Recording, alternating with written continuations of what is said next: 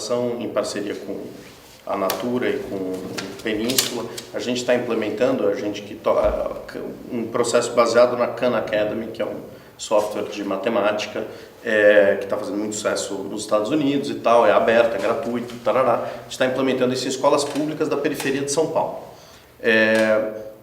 Eu fui assistir aula faz bem pouco tempo, no final do primeiro semestre.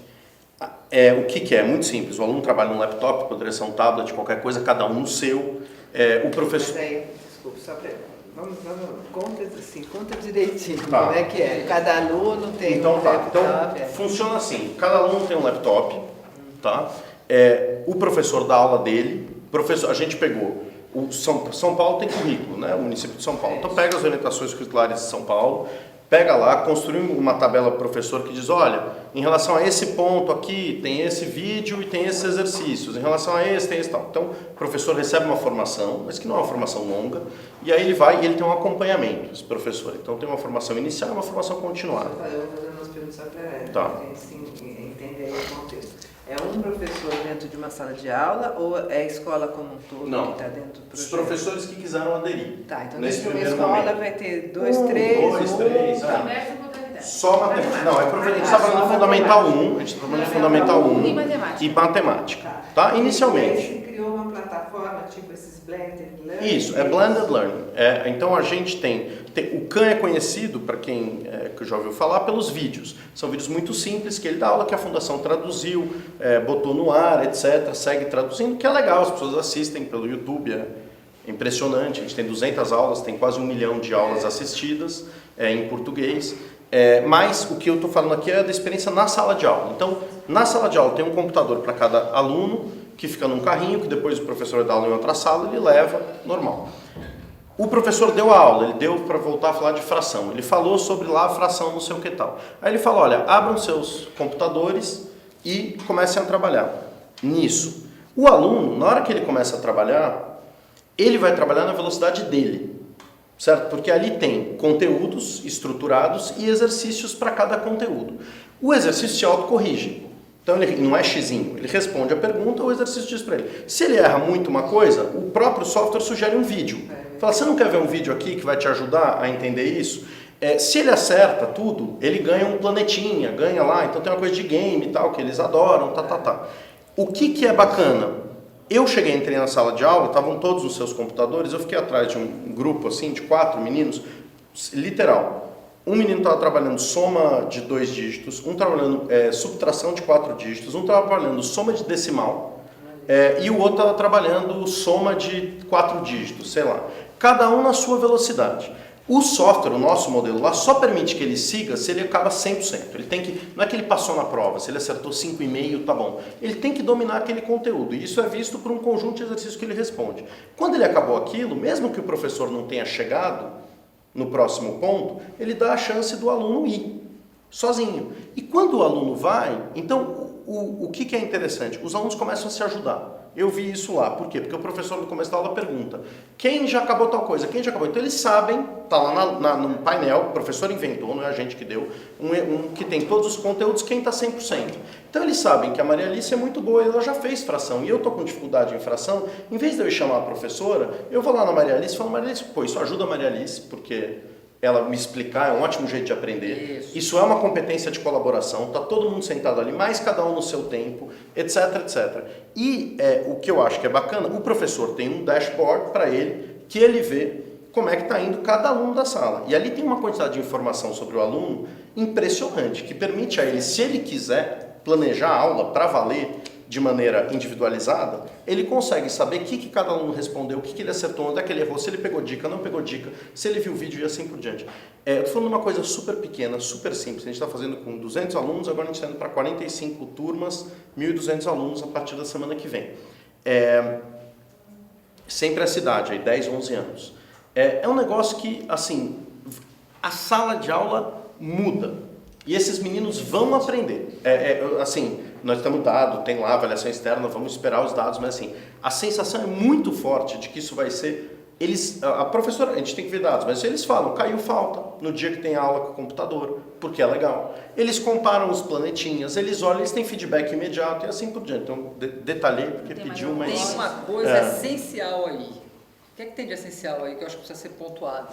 Você pegou o currículo que é necessário ali naquela escola e você pegou tudo que você tinha para facilitar o professor fazer esse atendimento quase individualizado, se não individualizado. É impossível ele fazer individualizado sem tecnologia. Exatamente. E aí a tecnologia entra para ajudar exatamente naquilo que é necessário. Ou seja, ele está cumprindo com o que ele precisa cumprir, com o apoio da tecnologia, onde ela tem que entrar. Fazendo esse tipo de Mas aí você tem toda uma integração, né? A metodologia, a tecnologia, o processo, o currículo de aprendizagem e o professor como facilitador no monitoramento. Mas você está controlando todas as variáveis de aprendizagem. E hoje a gente tem que pagar o computador, e hoje tem que botar a internet e tal, mas isso vai chegar. Agora, você acha isso possível de ser replicado? A gente vai replicar, a gente começa a 1.200, ano que vem eu quero estar fazendo dezenas de milhares, pelo menos. Por quê? Porque o software tanto faz. O custo, se usar um aluno ou se usar 50 milhões de alunos, mesmo custo. A gente está fazendo agora a parte de formação do professor, a gente vai fazer ainda presencial, mas a gente já criou vídeos no formato da CAN com professores de escola pública, ensinando outros professores de escola pública como usar a ferramenta. E se der pau? E se não sei o que lá? Pô, essa tática que um professor inventou de botar um quadro na lousa, a outra que divide a sala não sei de que jeito. Então a gente está fazendo meio de técnicas de como usar, né?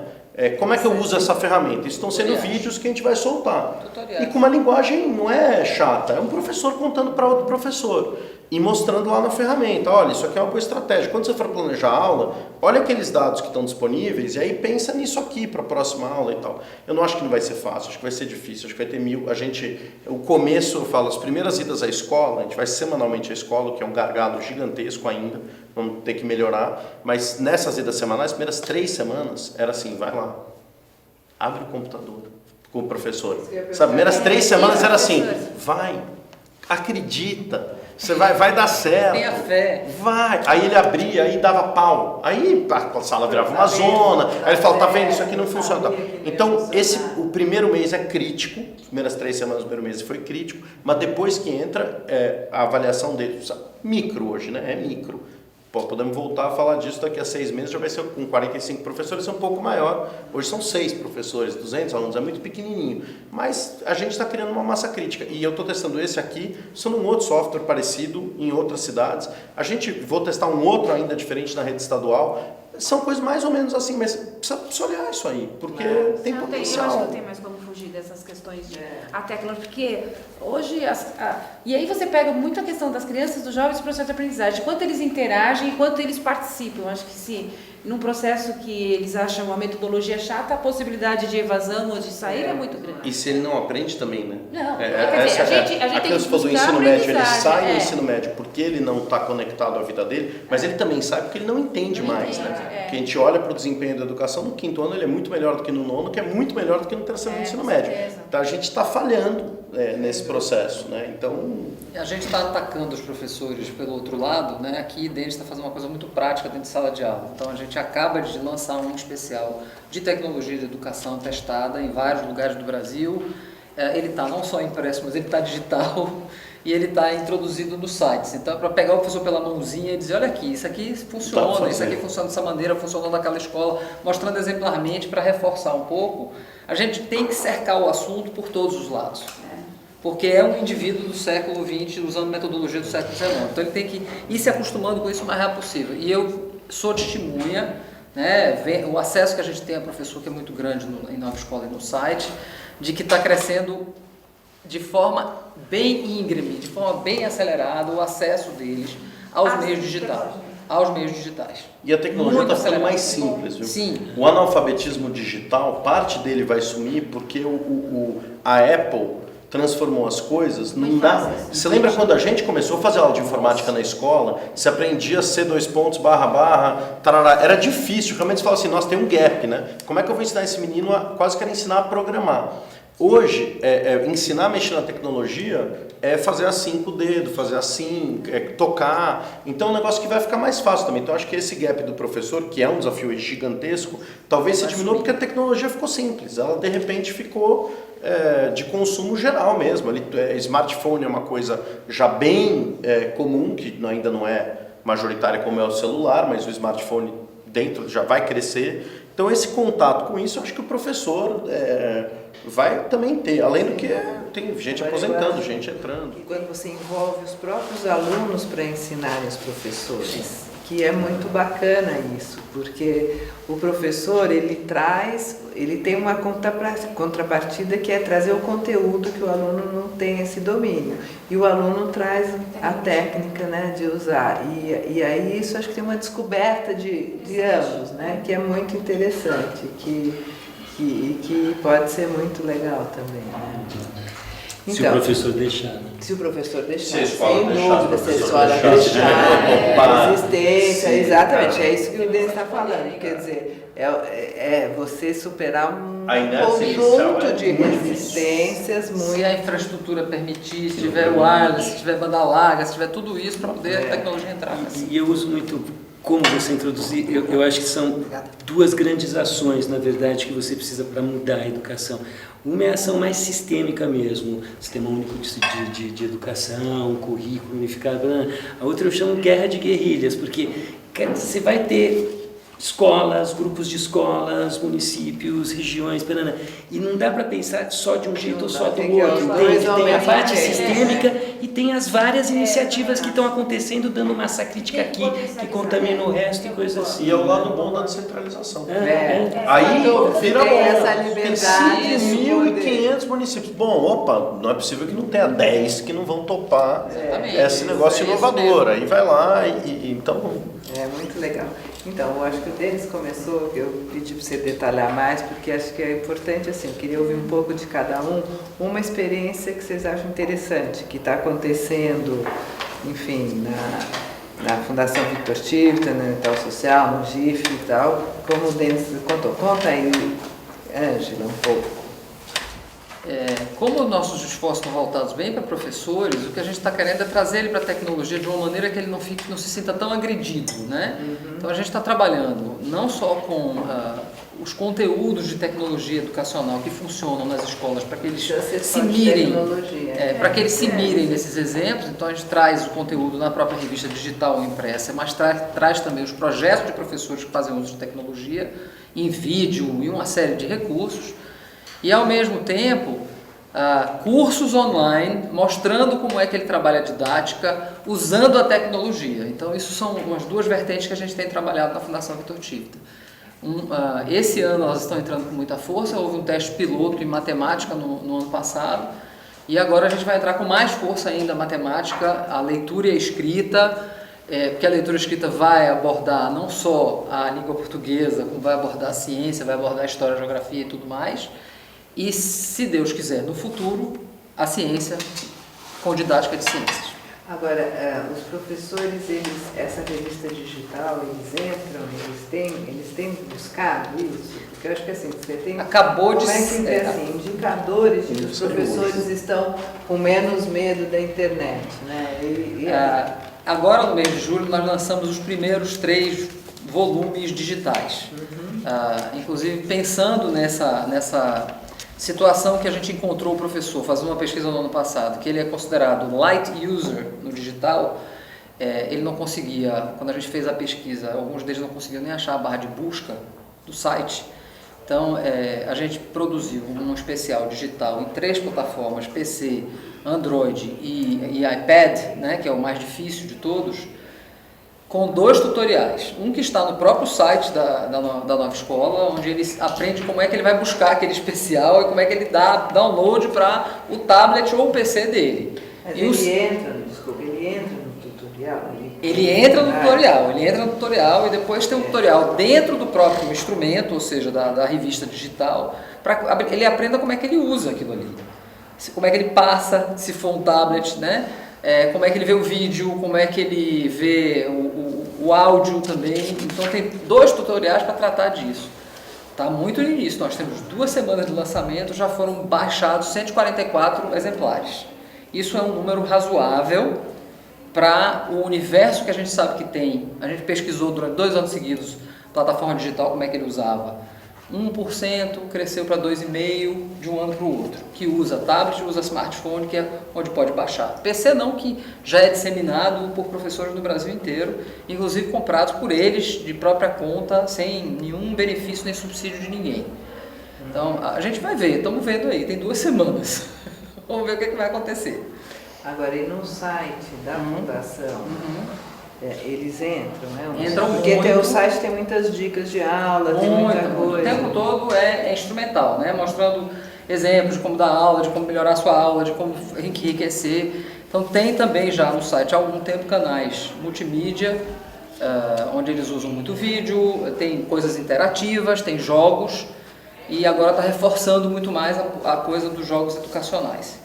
O acesso ao site de Nova Escola hoje em dia é, em média, por mês, de 900 mil professores. Unique Visitors que eu estou falando aqui. Professores. Né? Professores, 87% é professores, não é acesso. Então, assim, Unique Visitor é assim, se num mês você entrou lá, você é contado como um Unique Visitor, uma vez. Se você entrar outras tantas vezes, você não é contado mais. É contado em termos de visita. Aí tem uma outra medida que é visitas. Visitas é quantas vezes você entrar, será contado. E aí tem a outra estatística que é de page views, que é de 5 milhões de page views mês, média. Isso é média mês. Então é muita gente entrando ali. E porque tem uma credibilidade construída ao longo dos 27 anos da revista, o site já tem bastante tempo. Então a gente sabe que a gente tem uma responsabilidade de ajudá-lo a vencer esses desafios, essas barreiras muito grande. O que a gente puder ter, a gente tem tido muito apoio, a parceria cada vez aumenta mais, com a própria Fundação Então Social, com a Fundação Lehman, com Península, de trazer mais disso, introduzir mais. O máximo que a gente puder fazer é isso que a gente quer. Buscando sempre experiências que possam haver bem-sucedidas. Agora, sempre trabalhando em cima da didática. Eu vou voltar a uma velha tecnologia que foi esquecida. Quando o professor deixou de ser formado no magistério e passou a ser formado no ensino superior, se perdeu no meio do caminho 2 coisas importantes, que são as técnicas de gestão de sala de aula, que o livro do Lemov traz com muita força, e a didática de ensino, da estratégias diferentes de como ensinar, matemática, ciências, língua, etc. E tal. Então, nós focamos muito nisso, de didática específica. Ensinar o professor como é que ele ensina determinada coisa de maneiras diferentes. E acho que contribuindo com isso que você está trazendo, Ângela, eu queria compartilhar com vocês uma experiência que a gente está tendo em 10 escolas da Zona Leste, que é uma metodologia simples, se você pensar do ponto de vista de formação, né, do profissional da educação, que é a questão da tutoria, né? E que essa experiência tem nos mostrado que ela é desafiadora também, né? Porque na cultura da nossa educação pública isso não tá incorporado, né? Então acho que é uma metodologia onde você tem toda a questão do tutor, que é um indivíduo bem preparado, qualificado e que tem este papel, né, de acompanhar a sala de aula, acompanhar a aula e dar todas as orientações. E sempre dentro de um processo muito estruturado, que é a partir do currículo, o que você quer ensinar, qual é o passo a passo mesmo dessa tutoria, né? Então a gente tem aí, está no processo de sistematização e de avaliação também de resultados, né? Agora, qual é o processo que nos traz vários indicadores? Eu acho que é importante contextualizar um pouco mais. Também é voluntário, quer dizer, o professor que adere ao programa, e são em 10 escolas e cada escola tem mais ou menos quantos professores? Isso, a gente começou, eu acho que é isso que eu ia falar, Alice, que assim, o que é até interessante é que o processo ele começou como voluntário, né? O professor ele faz a adesão se ele quer ou não,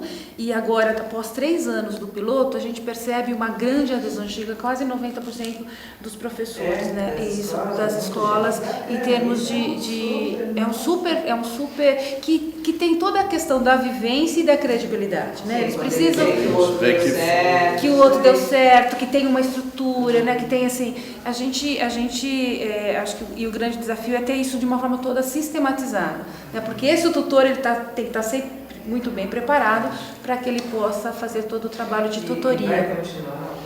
Então, a gente está no momento de sistematização e avaliação dos resultados, né? Então, na parceria com a Secretaria de Educação do Estado de São Paulo, tem uma proposta de continuidade já de ampliação. A gente só está aguardando esses resultados para que isso seja feito de uma forma mais estruturada e com acertos. Eu acho que, sabe, tem uma resistência natural do ser humano de ter dificuldade com o novo.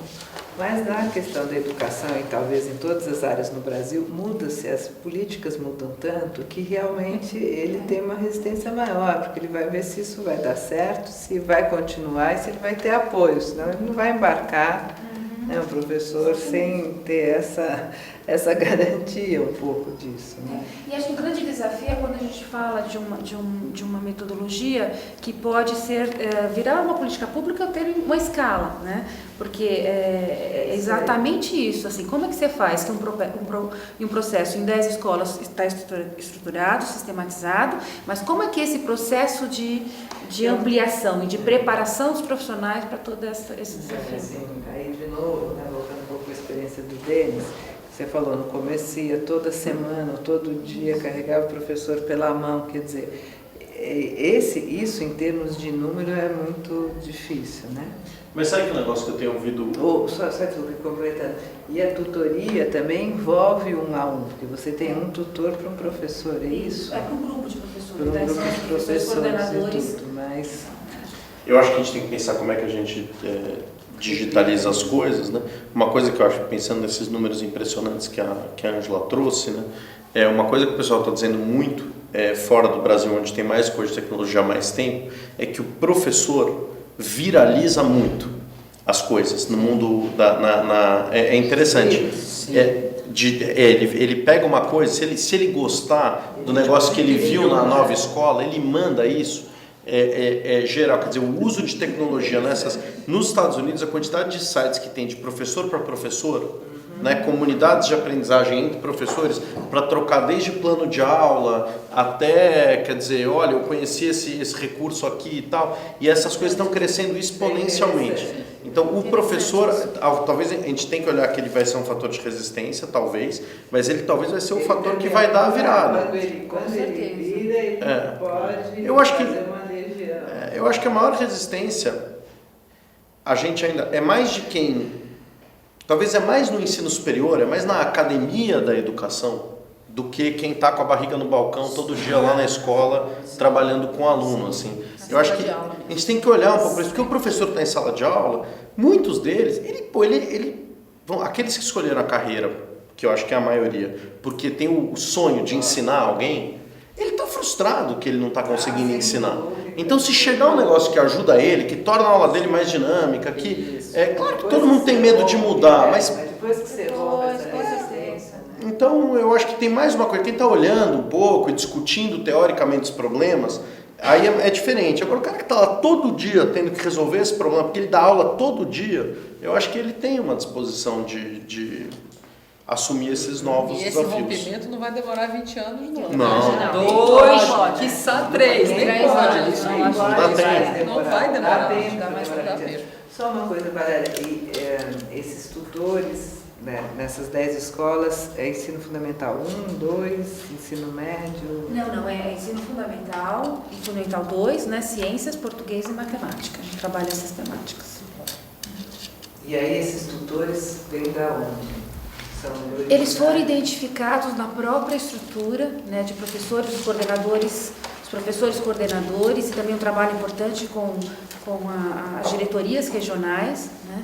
Então, a gente teve um trabalho também importante no sentido de identificar esse profissional, que não é só o profissional que tem o conhecimento para ele ser um tutor, mas também a habilidade e a atitude no sentido de ensinar, né? Então, ele tem que lidar, além do pedagógico, além do conhecimento do currículo, essa resistência do professor, o quanto ele dá o feedback, professor, que metodologia que ele utiliza, como ele percebe esse indivíduo e faz esse processo de transformação.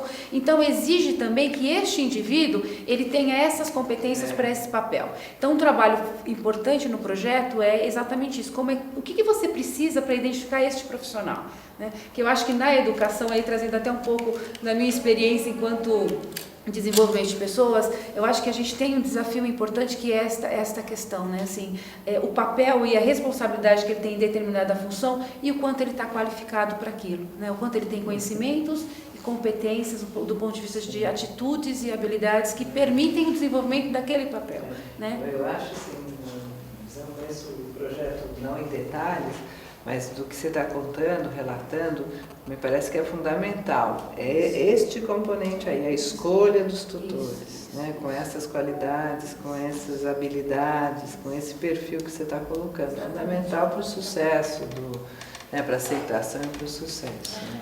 O que eu acho muito interessante também desse trabalho de vocês, Valéria, na Zona Leste, é que vocês entram na escola e vocês trabalham com o que a escola é e tem, né? Buscando ali dentro. Você não está entrando com uma proposição de mudança radical. Você está mostrando um modelo de assim, qual é a necessidade que aquela escola tem, quais são os talentos que ela tem para oferecer e utilizar e potencializar isso. Fazer isso muito, muito melhor do que se não tivesse essa entrada de vocês para fazer essa mexida. Eu acho que isso é também maravilhoso, é um modelo muito bom. A coisa do respeito. Isso. Falando de cases e como a nossa roda de conversa sobre investimento social, eu acho que a coisa mais interessante que está acontecendo em termos de investimento social nessa área é esta articulação do investimento social muito maior. Você percebe isso no GV? Nós estamos aqui nessa conversa, né? São 4 associados ao GV aqui em torno de mim, né? Fundação Itaú Social, Lema, Victor Tivita e de Setúbal. E que estão com um discurso muito semelhante, muito alinhados entre si e alinhados, todos vocês conhecem o Mercadante, o Ministro da Educação, todo mundo conhece o Categário, o Secretário Nacional de Educação Básica, todo mundo conhece o Secretário Estadual, o Secretário Municipal.